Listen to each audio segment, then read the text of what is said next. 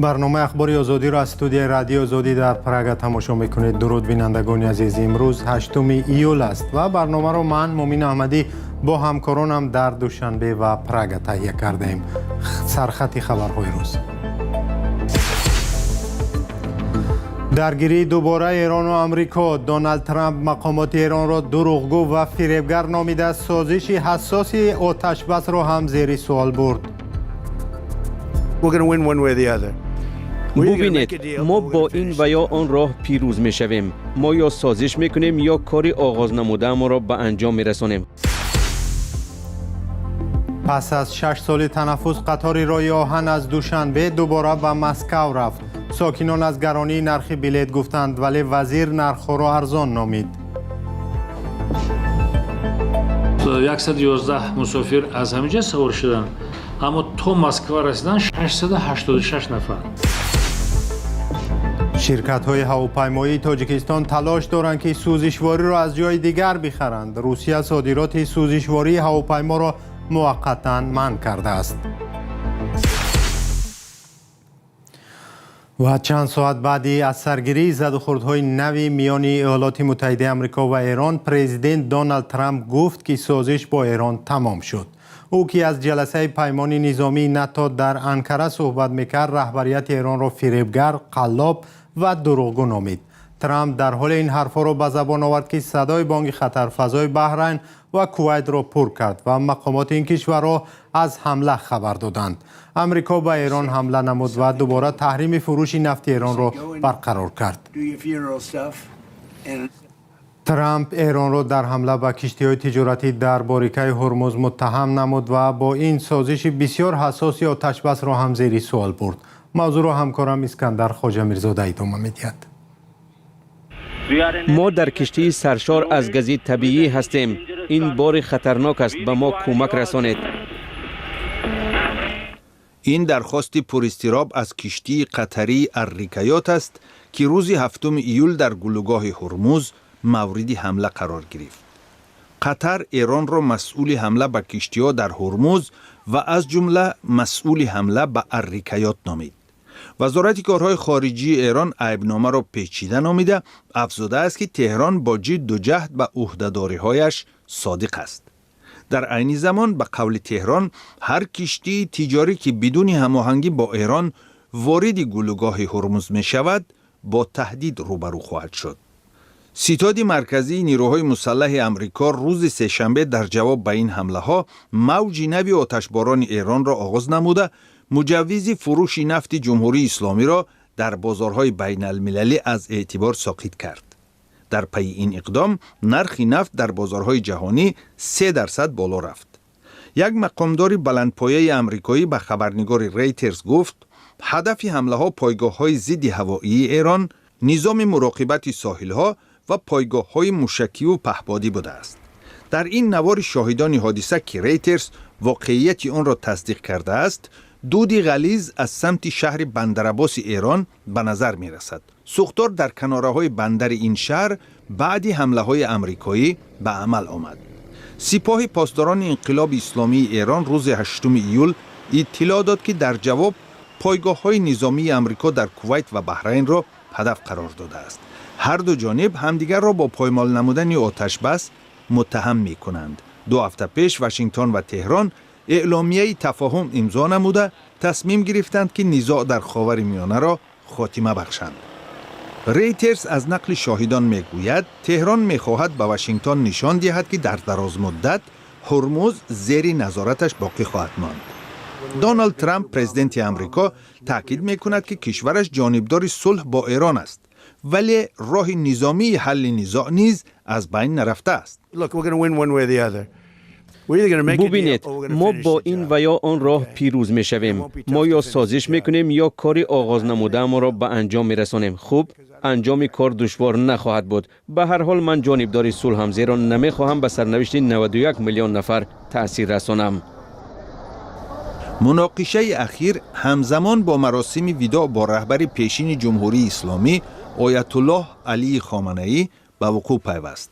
روز سه‌شنبه صدها هزار نفر برای وداع با رهبر پیشین در کوچه های شهر قم جمع شده بودند. ولی گلوگاه هرمز همانا در مرکز مناقشه قرار دارد و معلوم نیست که حمله ها باعثی از سرگیری نزاع و بسته شدن این آبراهای مهم خواهند شد یا نه. تا این بحران 20% مواد سوخت عالم از هرمز به بازارهای جهانی راه می‌یافت. برمیگردیم به تاجیکستان. عظیم ابراهیم وزیر نقلیات تاجیکستان در نشست مطبوعاتی نهاد در روز 8 ایول نرخ بلیط قطار راه آهن دوشنبه مسکو را ارزان و به کیسه ساکنان موافق نامید. پس از تنفس 6 ساله روز 21 ایون حرکت قطار راه آهن دوشنبه مسکو آغاز شد. برخی ساکنان نرخ آن را گران و حتی نزدیک به نرخ بلیط هواپیما نامیدند. عزیز ابراهیم وزیر نقلیات تاجیکستان گفت اگر ساکنان ماه پیش از سفر بلیط خریداری کنند آن تقریباً 50% ارزان خواهد بود.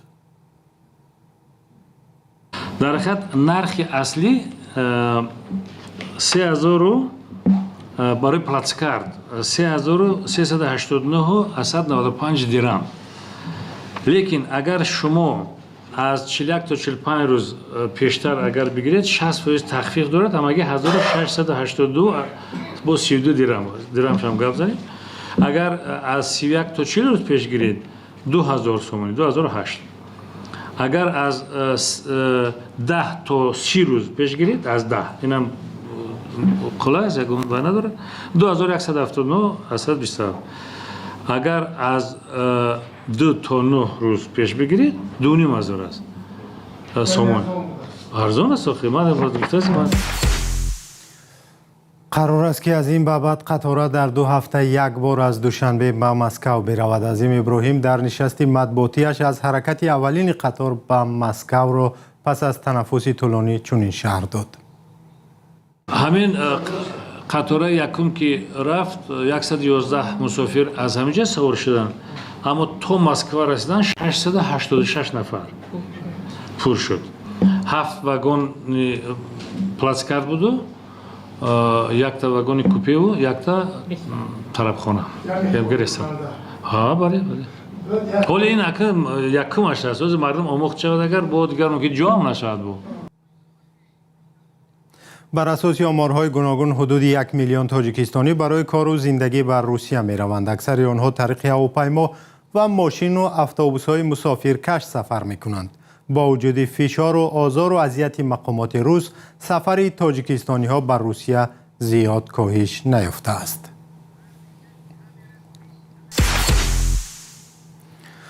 شورای حقوق بشری سازمان ملل در ژنو روز 3 ایول از محاکمه باز و همه‌جانبه شکایت درباره وضع حقوق انسان در تاجیکستان خودداری کرده است. رئیس شورا گفته است دوشنبه در پیوند به این شکایت چاره‌ها و عهده‌داری‌ها را پیشنهاد کرد ولی آنها را آشکار ننمود.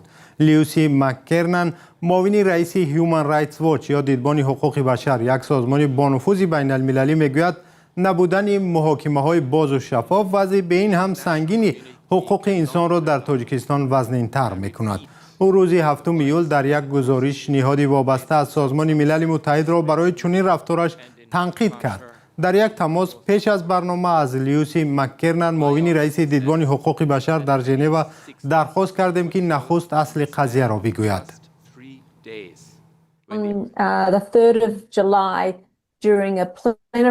президент рӯзи 3 июл дар ҷаласаи шӯрои ҳуқуқи башари созмони милал дар женева гуфт шикояте ки нисбат ба тоҷикистон омадааст бо қарори аъзои шӯро аз баррасӣ берун карда мешавад. дар айни замон мо дар бораи муҳтавои шикоят маълумоте нагирифтем. аз ҷумла нафаҳмидем ки гап дар бораи кадом ҷабрдидаҳо меравад ва шӯро ба ин шикоят чӣ вокуниш кардааст. ин маълумот махфӣ аст. қарор буд ки дар робита бо ин шикоят 3 ҷаласа барпо шавад. аз маълумоти сабтшуда метавон хулоса кард ки шикоят чандин сол ҳадақал 1 сол боз мунтазири баррасӣ буд.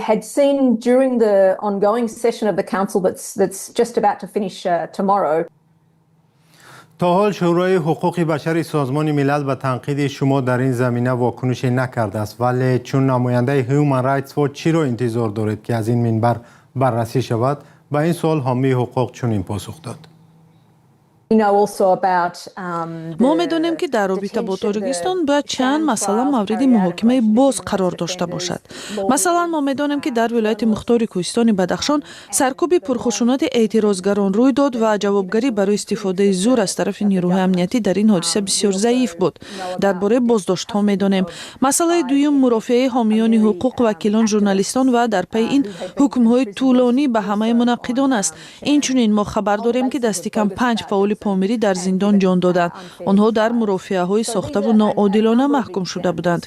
این تنها چند مسئله است که در قطار دیگر مشکلات جاری حقوق انسان در تاجیکستان امکان محاکمه شدن در شورای حقوق بشر سازمان ملل را دارد.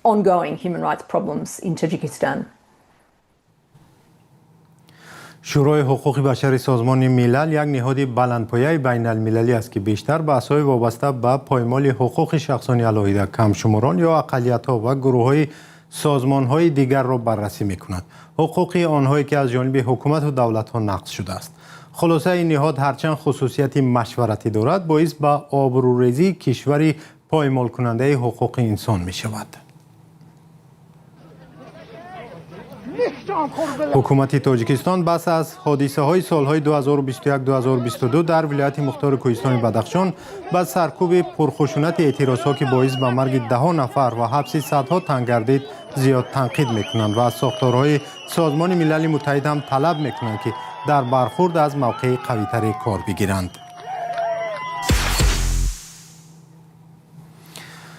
در پی موقتا منع شدن صادرات سوزشواری هواپیما از روسیه، مقامات تاجیکستان تلاش دارند از کشورهای دیگر مواد سوخت وارد کنند. تا این وقت تاجیکستان سوزشواری مورد نیازش از جمله برای هواپیماها را از روسیه می‌گرفت.